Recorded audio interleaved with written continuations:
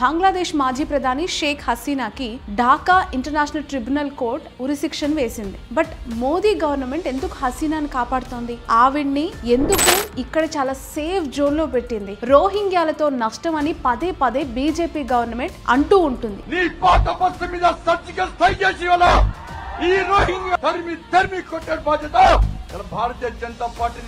But ఇప్పుడు హసీనాకి Z plus security ఎందుకు ఇచ్చింది? ఆవిడ్ని ఎందుకంత ప్రొటెక్ట్ చేస్తుంది? హసీనాకి ఉరిశిక్ష వెనక ఇండియాను దెబ్బ కొట్టే కుట్ర ఏదైనా ఉందా? ఏంటి ఇంటర్నేషనల్ క్రైమ్ ట్రిబ్యునల్ బంగ్లాదేశ్ ని ఒక నియంతలాగా పరిపాలించి అనేక నిరసనలతో పారిపోయి వచ్చిన షేక్ హసీనాతో ఇండియాకి ఉన్న స్నేహబంధం ఏంటి? అసలు ఆవిడ్ని ప్రొటెక్ట్ చేయటం వల్ల వచ్చే లాభాలేంటి? ఇందులో పాకిస్తాన్ పాత్ర ఏమైనా ఉందా? ప్రెషర్ ఎక్కువయ్యి ఇండియన్ గవర్నమెంట్ బంగ్లాదేశ్ కి హసీనాని అప్పజెప్పాల్సి వస్తే బంగ్లాదేశ్ మాజీ ప్రధాని షేక్ హసీనాకి ఇంటర్నేషనల్ క్రైమ్స్ ట్రిబ్యునల్ ICT అంటారు దీన్ని మరణ శిక్ష విధించింది. మీ అందరికి ఆ వార్త తెలుసు. బట్ ఇక్కడ మోదీ ఎందుకు తనని ప్రొటెక్ట్ చేస్తున్నారు అనేది ఒక పెద్ద క్వశ్చన్ మార్క్ గా కనిపించింది నాకు. అందుకే ఈ వీడియో చేస్తున్నాను. బంగ్లాదేశ్ లో మళ్ళీ అల్లర్లు స్టార్ట్ అయ్యాయి ఈ తీర్పు వచ్చిన తర్వాత. హసీనా మరణ శిక్షకి అగైనెస్ట్ గా అక్కడున్న తన అవామీ లీగ్ 2 రోజుల బంద్ కి పిలుపునిచ్చింది బంగ్లాదేశ్ వ్యాప్తంగా. ఈ పూర్తి వీడియోని చూసే ముందు శ్రావణీస్ POV ఛానల్ ని సబ్స్క్రైబ్ చేయండి, లైక్ చేయండి, షేర్ చేయండి. మీరందరూ చేసే లైక్స్, షేర్స్ ఎంతో ఇంపార్టెంట్. ఇలాంటి కంటెంట్ ఎప్పటికప్పుడు మీకు వస్తూ ఉంటుంది. మీ ద్వారా మీరు షేర్ చేస్తే 10 మందికి అది రీచ్ అవుతూ ఉంటుంది. వాళ్ళు కూడా ఇన్ఫర్మేషన్ తెలుసుకున్న వాళ్ళు అయి ఉంటారు. సో సబ్స్క్రైబ్ చేశారు కదా, ఇక వివరాల్లోకి వెళ్దాం. ఇక్కడ షేక్ హసీనా గురించి చెప్పే ముందు ఇండియా బంగ్లాదేశ్ మిత్ర దేశాలు వాటి గురించి ఒకసారి నాకు బ్రీఫ్ చేయాలనిపిస్తోంది.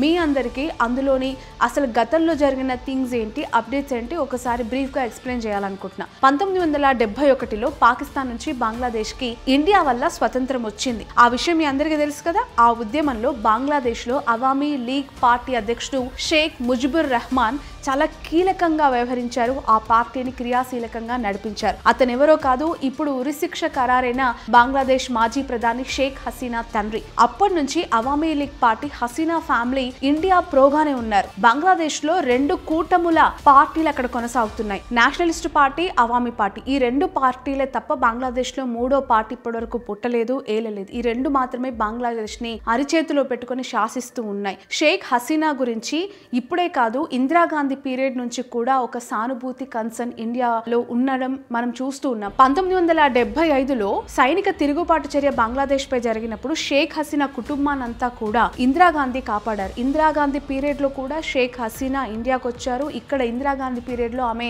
ఢిల్లీ కేంద్రంగా ఆశ్రయం తీసుకున్నారు. మళ్ళీ ఇప్పుడు మోదీ తనకి ఆశ్రయాన్ని కల్పించారు. ఢిల్లీలో చాలా సెక్యూర్డ్ ప్లేస్ లో జెడ్ ప్లస్ ప్రొటెక్షన్ తో తనని ఇక్కడ సేవ్ చేస్తూ ఉన్నారు. బంగ్లాదేశ్ లో ఒక నియంతలాగా షేక్ హసీనా పాలించింది. ఆమె అనేక వ్యతిరేక చర్యలకి పూనుకుంది అని చెప్పి ఈ నిరసనలు రేజ్ అయ్యాయి. దానికి నేషనలిస్ట్ పార్టీ కూడా ఆజ్యం పోసింది. మీడియాను అక్కడ అణచివేసింది. ఒక రకంగా చెప్పాలంటే అక్కడ డెవలప్మెంట్ లేకుండా చేసింది. దీనికి తోడు బంగ్లాదేశ్ స్వాతంత్ర పోరాటంలో పాల్గొన్న వాళ్ళకి అక్కడ 30% రిజర్వేషన్స్ అనేవి అక్కడ చట్టంలో కల్పించాయి. సో ఇవన్నీ రాష్ట్ర వ్యాప్తంగా కాదు, దేశాల మొత్తం కూడా ఉన్న వాళ్ళకి 30% రిజర్వేషన్ అనేది ఎలాంటి సెల్ఫిష్నెస్ లేకుండా కేటాయించాలి. బట్ ఎక్కువగా ఈ అవామీ లీగ్ పార్టీ నేతలు, వాళ్ళ కార్యకర్తలు, వాళ్ళ ఫ్యామిలీస్, మనవాళ్ళు, ముని మనవాళ్ళకే కేటాయించడం అనేది అక్కడ వాళ్ళు గుర్తించారు. దీన్ని వెలికి తీసింది కూడా తమ అపోజిషన్ పార్టీ అయిన నేషనలిస్ట్ పార్టీ. మరి అక్కడున్న యువతంతా ఊరుకుంటుందా ఈ విషయం తెలిసి? 100% మాకు రావాల్సిన జాబులు, మాకు రావాల్సిన ఆపర్చునిటీస్ అనేవి కేవలం మీ పార్టీ వాళ్ళకి వెళ్తున్నాయి, కేవలం మీ పార్టీలో ఉన్న నాయకుల పిల్లలే తోసుకుని వెళ్తున్నారు అని చెప్పి 2018లో నిరసనలు వస్తే అప్పుడున్న హసీనా గవర్నమెంట్ ఈ రిజర్వేషన్ల చట్టాన్ని ఏకంగా రద్దు చేసింది. అసలు రిజర్వేషన్లు పొందేవారు సుప్రీంకోర్టుకి వెళ్తే హసీనా రద్దు నిర్ణయాన్ని కోర్టు కూడా క్యాన్సిల్ చేసింది. అంత పెద్ద డెసిషన్ ఇది. ఇమీడియట్ గా తన పవర్ ని చేతిలో పెట్టుకొని చేయడంతో అక్కడ యువత, అక్కడున్న ప్రజలు ఇంకా రగిలిపోయారు. సో అప్పుడు స్టార్ట్ అయ్యాయి బంగ్లాదేశ్ మొత్తం ఈ పెద్ద అల్లర్లు, నిరసనలు. అప్పుడే 2024 ఆగస్టు 5న ఆమె బంగ్లాదేశ్ వదిలి ఇండియాకి పారిపోయి వచ్చింది. ఒక రకంగా చెప్పాలి అని అంటే ఆమె చాలా దాక్కుని, చాలా సీక్రెట్ గా ఆమె ఇండియా బాట పట్టింది. అప్పుడే మోదీ అమిత్ షా ద్వయం ఆమెకి ఇక్కడ షెల్టర్లు కల్పించారు, ఆశ్రయం కల్పించారు. దాదాపు సంవత్సరంన్నర జరిగిపోయింది. ఆమె ఇక్కడ కాలం గడుపుతోంది.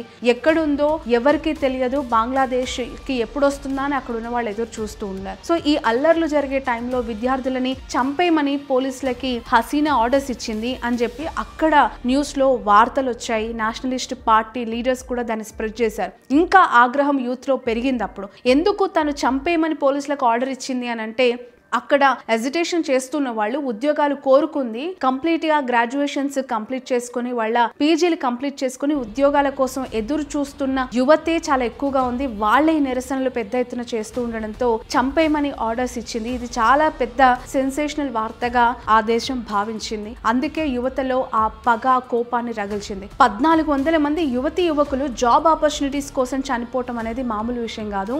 దేశ వ్యాప్తంగానే ఇది ఒక పెద్ద క్రైమ్ గా ఇంటర్నేషనల్ క్రైమ్ ట్రిబ్యునల్ చూసింది. అందుకే ఈ రోజు షేక్ హసీనాకి ఉరిశిక్ష వేసింది. ఉరిశిక్ష ఖరారు చేయడానికి భారత్ ని బంగ్లాదేశ్ ఆమెను అప్పజెప్పమని ఇప్పుడు ప్రెజర్ చేస్తోంది. సో ఇంటర్నేషనల్ క్రైమ్ ట్రిబ్యునల్ ని ఇప్పుడు బంగ్లాదేశ్ లో మహ్మద్ యూనస్ ప్రభుత్వం ఏర్పాటు చేసింది. సో దీని ఉద్దేశం ఏంటంటే అవామీ లీగ్ పార్టీ నేతలకి శిక్షలు వేయటం. ఎందుకు అనంటే అవి ప్రూవ్ అయ్యాయి కాబట్టి ఆ దేశం ఈ శిక్షలు వేయాలనుకుంది. హసీనాతో పాటు హోమ్ మినిస్టర్ కి కూడా ఈ మరణ శిక్షలో భాగం చేసింది. సో ఈ కోర్టు ప్రజల మద్దతుతో పాటు ఏర్పాటు చేసింది. నేషనలిస్ట్ పార్టీ కూడా ఇందులో ఉంది కాబట్టి ఈ శిక్ష ఖరారు కావాలని చెప్పి వాళ్ళు భావించారు. ఈ శిక్ష ఖరారు కాదని చెప్పి హసీనా అంటోంది, ఆ పార్టీ అంటోంది. హసీనాని అప్పచెప్పాలని చెప్పి బంగ్లాదేశ్ కూడా ఇండియాకు ఒక లెటర్ రాసింది. ఇండియన్ గవర్నమెంట్ మాత్రం దీనిపై ఇప్పటి వరకు క్లారిటీ ఇవ్వలేదు, చాలా మౌనంగా ఉంది. బంగ్లాలో ఇప్పటికీ కూడా అవామీ లీగ్ చాలా పెద్ద ఎత్తున నిరసనలు చేస్తోంది. ఎందుకు అనంటే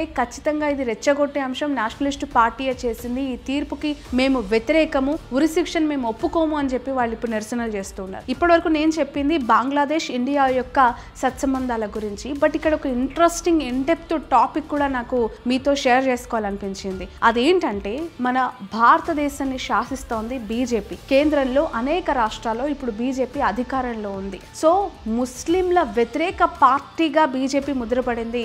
అనేక రాష్ట్రాల్లో ఎంఐఎం లీడర్స్ వర్సెస్ బీజేపీగా చాలా ఫైట్స్ జరుగుతూ ఉంటాయి. రోహింగ్యాలను ఎంటర్టైన్ చేయొద్దు, రోహింగ్యాల వల్ల దేశం నష్టపోతుంది అని చెప్పి పొద్దున్న లేస్తే అనే బీజేపీ నాయకులు, బీజేపీ గవర్నమెంట్ ఇప్పుడు ఎందుకు షేక్ హసీనాని ఇక్కడ ఆశ్రయం కల్పించి ఉంచుతోంది? షేక్ హసీనా కుటుంబానికి, షేక్ హసీనాకి ఇక్కడ ఎందుకు మేమున్నామని ఒక పెద్ద దిక్కుగా, మేమున్నామని ఒక భరోసా కల్పిస్తోంది? బీజేపీ ఎందుకు అంత సానుభూతి షేక్ హసీనా పైన చూపిస్తోంది? అవామీ పార్టీలకి ఫస్ట్ నుంచి కూడా ఇండియా ప్రోగా కనిపిస్తోంది. మన భారతదేశాన్ని కాంగ్రెస్ పార్టీ అధికారంలో ఉండి కొన్నేళ్ల పాటు నడిపించిన తర్వాత వచ్చిన మోదీ గవర్నమెంట్ అయినా ఎవరున్నా సరే బంగ్లాదేశ్ ని మిత్రదేశంగానే చూస్తున్నారు తప్ప కేంద్రంలో ఉన్న నాయకులు కావచ్చు, ప్రభుత్వాలు కావచ్చు, ఎప్పుడు కూడా శత్రు దేశంగా పాకిస్తాన్ ని చూసినట్లు బంగ్లాదేశ్ ని చూసిన పరిస్థితి నాకు ఇప్పటి వరకు కనిపించలేదు. సో ఇండియా మీద దాడి చేయాలని చెప్పి పాకిస్తాన్ ఉగ్రవాదుల నుంచి ఎంత ప్రెషర్ వచ్చినా సరే అప్పట్లో షేక్ హసీనా ఒప్పుకోలేదంట. అఫ్ కోర్స్ ఇప్పుడు 6 నెలలకి 3 నెలలకి మన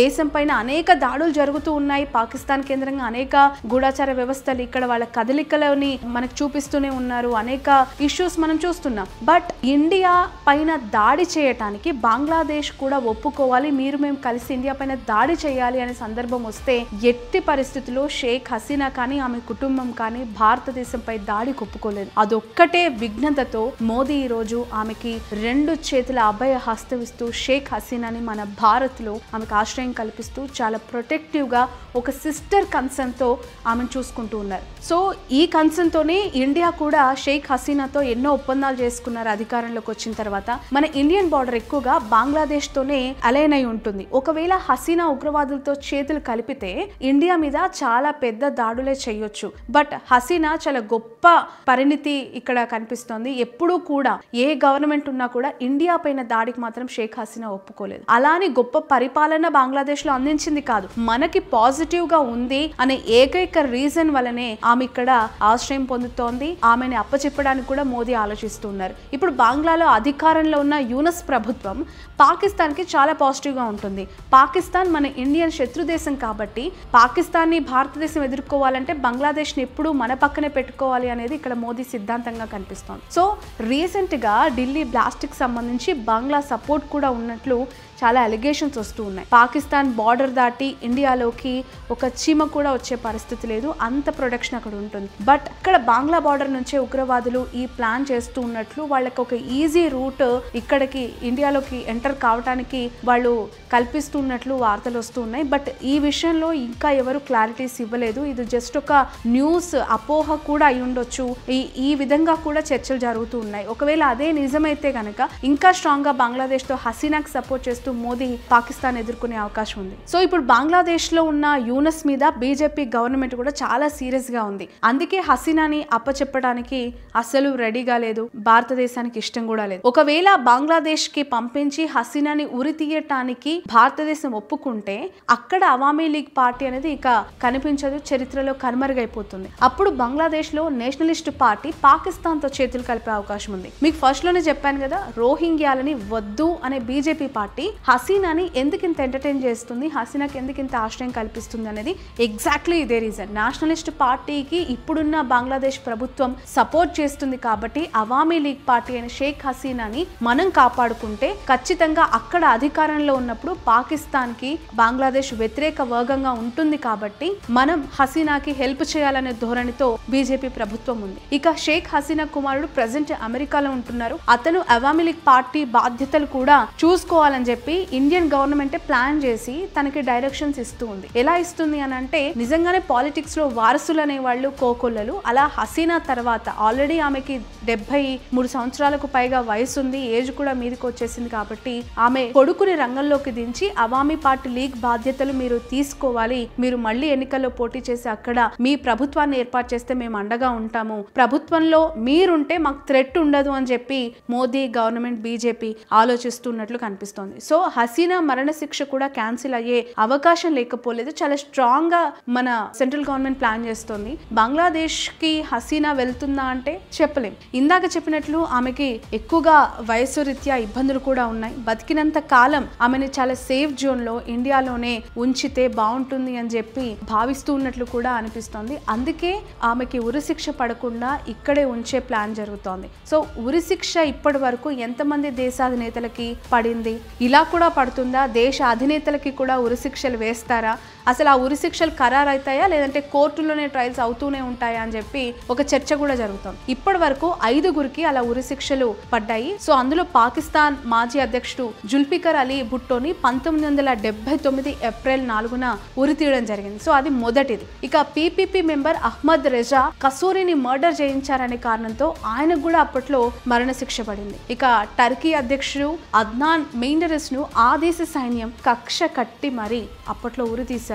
అదొక పెద్ద సంచలనం. ఇక 1979లో సౌత్ కొరియాలో జరిగిన సైనిక తిరుగుబాటు అప్పట్లో ప్రధాని చుండో హ్వాన్ కు మరణశిక్ష విధించింది. దాన్ని కూడా అప్పట్లో అమలు చేశారు. ఇది 1979లో జరిగింది. ఇక ఇండియాకి మిత్రదేశంగా ఉండే ఇరాక్ నియంతగా పేరొందిన సద్దాం హుసేన్ కి కూడా మరణశిక్ష పడింది. ఆయనని 2006 డిసెంబర్ 30న ఉరిదీశారు. సో పాకిస్తాన్ మాజీ నియంత పర్వేజ్ ముషర్రాఫ్ కి కూడా దేశద్రోహ నేరం పైన అప్పట్లో మరణశిక్ష పడింది. 2020 జనవరిలో ఆయనకి శిక్షని విధించారు. బట్ కోర్టు దాన్ని మరణశిక్షని రద్దు చేసేసింది. ఆ తర్వాత దేశాధినేతలకి మరణశిక్ష పడటం ఇప్పట్లో షేక్ హసీనా మరణశిక్ష పడుతుందా లేదా, పడకుండా మోదీ ప్రభుత్వం ఎంతవరకు ఆమెకు సహాయం చేయగలుగుతుంది, బంగ్లాదేశ్ లో మళ్ళీ అవామీ లీగ్ పార్టీ అధికారంలోకి రావడానికి ఇక్కడ ఈ బీజేపీ ప్రభుత్వాలను కాపాడుకుంటూ బంగ్లాదేశ్ లో కూడా అనుకూల ప్రభుత్వం ఏర్పాటు చేయాలంటే మోదీ వేసే స్కెచ్లు ఏంటి అనేది చాలా ఇంట్రెస్టింగ్ క్యూరియస్ థింగ్ గా కనిపిస్తోంది నాకు. మీ అభిప్రాయం ఏంటి? మోదీ రోహింగ్యాలని తరిమి కొట్టాలి, రోహింగ్యాలు ఇక్కడ ఉండొద్దు, వాళ్ళ వల్ల నష్టం జరుగుతుంది అంటూ ముస్లిం మహిళ అలాగే అవామీ పార్టీ చీఫ్ షేక్ హసీనాకి ఆశ్రయం ఇవ్వడం మీకు కరెక్ట్ అనిపిస్తుందా, తప్పు అనిపిస్తుందా? మీ అభిప్రాయాన్ని కమెంట్ రూపంలో ఖచ్చితంగా తెలియజేయండి. ఇలాంటి ఇంట్రెస్టింగ్ వీడియోతో మరొక అప్డేట్ తో మీ ముందుకు వస్తాను.